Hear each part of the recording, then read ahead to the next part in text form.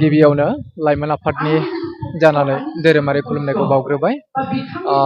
लाइमोन आफाद दुलाराय बाथौ गौथुमनि खुंगा स्निथि सावरायमा मेल बियो बाक्सा जिल्लानि बेन्दोङाव थानाय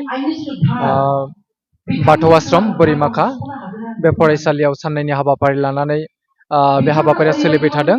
जोङो मैयानि सानाव 27 डिसेम्बर 2024 बे खालाराव जोङो लाइमोन आफादनि गौथुमारि सावरायनाय आरो अनलाइननि गेजेरजों बाथौ आर'जनि बादायनाय आरो बे टप 8 देरहासारगिरि बिथांमोननि जोबथा बादायलायनाय दंमोन। बेखिनि हाबाफारिखौ जों मावफुंनानै लाबाय आरो दिनै 28 डिसेम्बर 2024 खालार बे खालाराव जोङो दुलाराय बाथौ गौथुमनि गोथार फिरफिलाखौ दिनै फुंनि 8 रिंगायाव बिरहोनाय जायो आरो बेनिनो उनाव जोङो रुंसारिफोरनि मुङाव बिबार बावनाय बे हाबाफारिखौ लानाय जायो।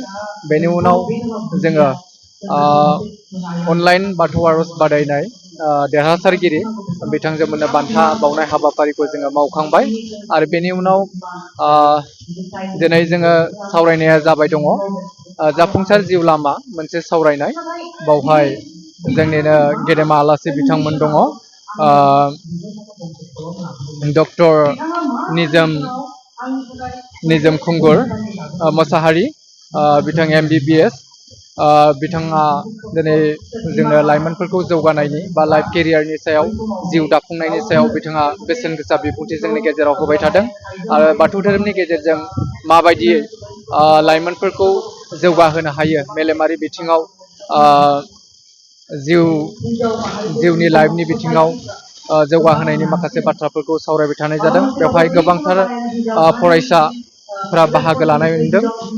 300निबो बांसिन फरायसाफोरखौ जोङो बेवहाय बाहागो लानाय नुदों। गासै बे ओनसोलनि बाक्सा जिल्लायाव थानाय बे खाथि खालानि गं 5 कलेजनि फरायसाफोरखौ बेवहाय बाहागो लानाय नुनो मोनदों आरो जोंनि लाइमोन आफाद दुलाराय बाथौ गौथुमनि गासिबो जिल्लानिनो आफादगिरि नेहाथारिजों लोगोसे गासै सोद्रोमा बिथांमोना बाहागो लादों आरो ओनसोलनि गोबांथार लाइमोन बिथांमोनानो बाहागो लादों।